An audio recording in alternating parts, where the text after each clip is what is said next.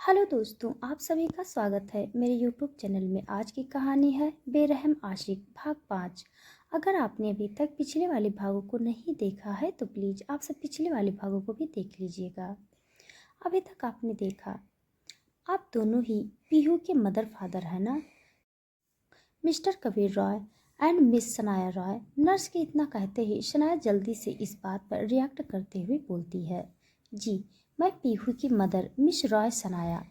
शनाया की बात अभी कंप्लीट ही नहीं हो पाती कि कबीर जल्दी से अपनी जगह से उठता है और शनाया को खा जाने वाली निगाहों से देखते हुए बोलता है, मेरे बेटी आज जिस भी हालत में है उसकी वजह सिर्फ तुम हो। और ये कहते हुए वह उस रूम से बाहर चले जाता है। और अब आगे, जिस पर शनाया अपने अंदर के सैलाब को अपने अंदर ही एक ही सांस के साथ पीती है और पीहू की तरफ देखकर उसके चेहरे को चूम लेती है, जो शनाया के इस दुलार पर उसके चेहरे पर अपने हाथों की छोटी छोटी उंगलियां फेरती है और उसका हाथ छोड़ते हुए बोलती है, जल्दी आना मम्मा। वो दोनों ही इस वक्त डॉक्टर दिव्या के केबिन में बैठे हुए थे, जिस पर डॉक्टर विद्या शनाया की तरफ पीहू की रिपोर्ट्स बढ़ाते हुए बोलती है, पीहू की हालत हर दिन खराब होती जा रही है और मैं जानती हूँ कि आप इस बात से अनजान रही हैं कि पीहू हार्ट पेशेंट है और उसकी उम्र ताकत अभी इस बीमारी से उसको लड़ने के लिए सहता नहीं कर पा रही है। कभी भी कुछ भी हो सकता है। आप प्लीज़ पीहू की हेल्थ कंडीशन पर ध्यान दीजिए। और ये बात मैं मिस्टर कबीर को चौथी बार बता रही हूँ, सो प्लीज़ केयरफुल। मैंने इस बीमारी का इलाज मिस्टर कबीर को बता दिया है। फैसला आप दोनों के हाथ में है कि आगे अब क्या करना है। और इतना ही कहकर डॉक्टर विद्या अपनी जगह से उठती हैं और केबिन से बाहर चली जाती हैं, जिसके जाते ही शनाया कबीर को एक नज़र घूरती है और वो भी वहाँ से बाहर चली जाती है। जिसके कुछ देर बाद शनाया बड़े प्यार से पीहू को गोद में उठाए मेडिसिन काउंटर पर आती है और अपना एटीएम कार्ड आगे बढ़ाते हुए पीहू की सारी दवाइयाँ ले लेती है और पीहू का हॉस्पिटल बिल पे करने लगती है, क्योंकि कबीर का ये हर बार का था। जब खर्च से संबंधी बात आती थी तो वो कोई ना कोई बहाना करके वहाँ से चला जाया करता था। ऐसी बात नहीं थी कि वो खर्च से डरता था। कबीर सिर्फ उस रिश्ते के बोझ को लादते हुए थक चुका था, जिसका ढोंग उसे हर सुबह अपनी फैमिली वालों की नज़रों में सना के साथ मिलकर करना पड़ता था।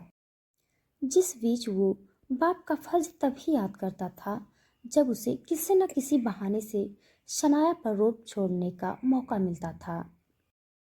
शनाया अपने पीहू और लोवा के लिए टैक्सी बुक करवाती है और उसमें बैठते हुए वो तीनों वहाँ से चल पड़ते हैं। पीहू बड़े प्यार से सनाया की कमर पर अपनी छोटी छोटी बाहें लपेटकर सो रही होती है और सनाया उसके बालों को सहला रही थी, जिसे लोवा देखते हुए मुस्कुराई जा रही थी और शनाया के दर्द को ताज़ा करते हुए वहाँ की खामोशी को तोड़कर बोलती है, मैंने आप जैसी लड़की कहीं नहीं देखी मैम साहब, जो दूसरे के बच्चे को इतना प्यार देती हो, ये जानते हुए कि एक औरत जिस शख्स के लिए अपना सब कुछ छोड़कर आए वही उसे कुछ न समझे। मुझे पता है ये सही नहीं है मेरे लिए बोलना, क्योंकि ये आपका पारिवारिक मामला है, पर आप क्यों सह रहे हो ये सब? ऐसे मतलबी इंसान के साथ रह रहे हो जो आपको पत्नी का दर्जा तक नहीं देता हो। क्या मजबूरी है आपकी मेम साहब, जो आप अपनी खुशियों को त्याग कर इस बेमतलब के रिश्ते को ढो रही हो? ऐसे हस्बैंड को तो तलाक दे देना चाहिए। लोहा के ये कहते ही शनाया के हाथ वहीं के वहीं ठहर जाते हैं और इससे पहले कि उसका सीना दर्द से उभरे हुए उसके आंसुओं को उसकी आंखों के रास्ते लोहा के सामने बयां कर पाता कि शनाया का फ़ोन रिंग करने लगता है, जिसकी वाइब्रेशन पर शनाया कॉल रिसीव करती है और एक ही इशारे के साथ कॉल डिस्कनेक्ट कर देती है। लोआ, आप पीहू को लेकर घर जाओ, मुझे इम्पोर्टेंट काम से जाना होगा। शनाया के कहते ही लोआ पीहू को अपनी गोद में ले लेती है और सनाया टैक्सी के रुकते ही बाहर उतरकर चली जाती है। सनाया पेशे से एक मॉडल थी, जिसने कई इंडस्ट्रीज में रोल मॉडल के रूप में भी वर्क किया था और अब बॉलीवुड में अपना सिक्का आजमाने की कोशिश में थी, जिस पर अभी फिलहाल में उसे छोटे मोटे रोल्स मिल जाया करते थे, चाहे भले ही उसका पति कबीर एक डायरेक्टर हो, जिस पर वो सिर्फ अपना खर्च चला सकती थी। जिसके अगले ही पल शनाया अभी एक शूटिंग शूट पर पहुंची ही थी कि तभी उसकी मुलाकात अपने सामने से आ रही एक लड़की काव्या से हो जाती है, जो अचानक से शनाया को शूटिंग पॉइंट पर देखकर हैरान थी। जिस पर काव्या उसे रोकते हुए बोलती है, सना, क्या हाल है? काव्या के इतना कहते ही शनाया एक नज़र काव्या की तरफ डालते हुए उसे घूरकर बोलती है, कबीर कहाँ है? शनाया की इस सवाल पर काव्या के चेहरे पर एक मिस्टीरियस स्माइल आ जाती है और वो उसे एक बड़े से डिजाइनर रूम की तरफ इशारा करते हुए बोलती है, डायरेक्टर तो आज सुबह से हॉस्पिटल से जब से आए हैं, बस अपने न्यू मॉडल को रेडी करने में ही लगे हुए हैं। एक्चुअली उन्होंने पहले वाली कास्ट को हटवा दिया है, इसीलिए काव्या के शब्दों का सीधा निशाना शनाया थी, जिसे शनाया बेखूबी समझ रही थी। जिस पर उसकी आंखों का गुस्सा किसी गर्म शीशे की तरह चमक उठता है। शनाया तेजी से उस रूम की तरफ बढ़ती है और जोर जोर से दरवाज़ा पीटने लगती है, जिसकी आहट से कबीर एक झटके से दरवाज़ा ओपन करता है और शनाया को देखते हुए अपनी नज़रें उसके चेहरे से फेर लेता है। जिस पर शनाया बाहर से अंदर का नज़ारा देखते हुए अपनी आंखों की दर्द को कबीर की निगाहों से छुपाते हुए बोली, तुमने ऐसा क्यों किया? कबीर, ये रोल मैं प्ले करने वाली थी ना, जिसे तुमने इस सोकॉल लड़की को दे दिया।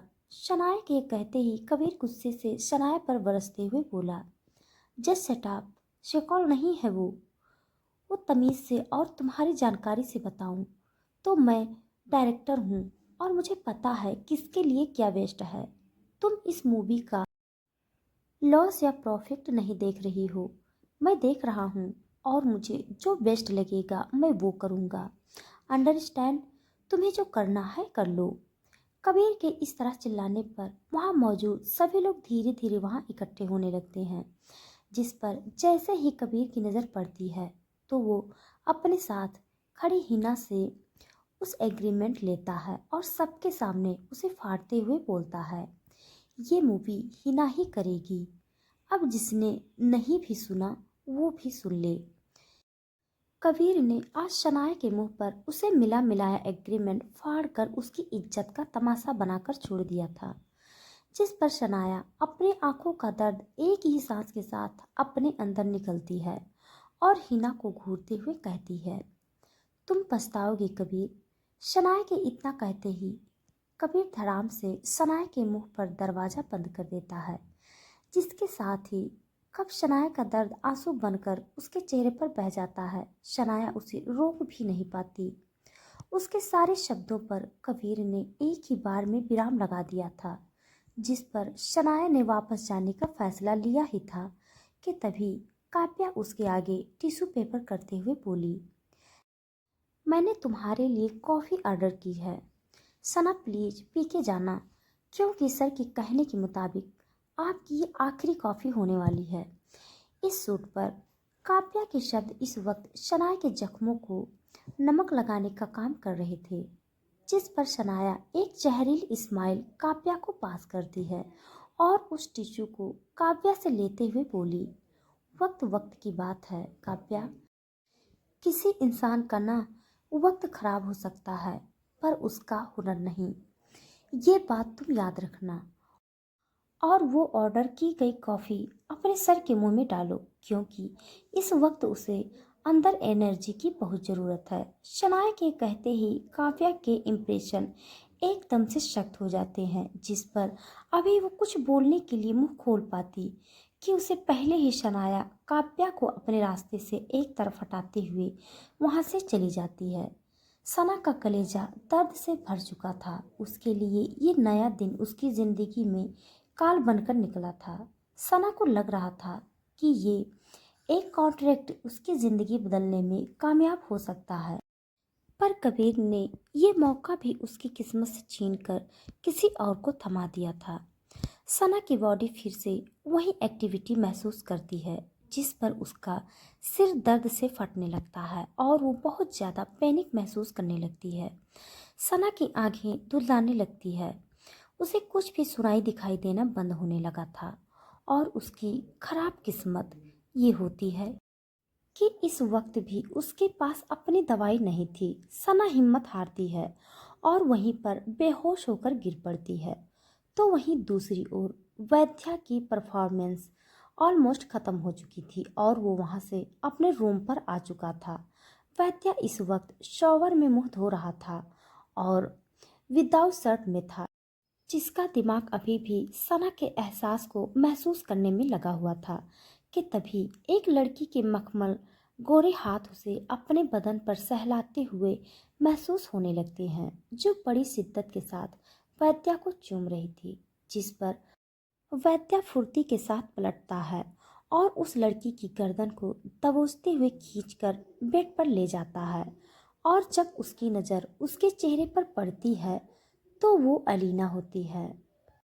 अलीना वैद्या की गर्लफ्रेंड थी, जहां वैद्या सबसे ज़्यादा जिस लड़की के साथ अपने लॉन्ग टाइम रिलेशनशिप में टिका था वो सिर्फ अलीना ही थी, जो बड़े प्यार से वैद्या के बालों में अपनी उंगलियां सहलाती है और उसे अपने हुस्न के जादू में उछलाते हुए बोलती है, आई नो वैद्युत कि तुम बहुत थक गए होंगे, पर मैं तुम्हारी सारी थकावट मिटाना बड़ी अच्छे से जानती हूँ। रुक क्यों गई, क्या हुआ? वैद्या इस वक्त जिसके साथ होने की खौफ ले रहा था वो सना थी।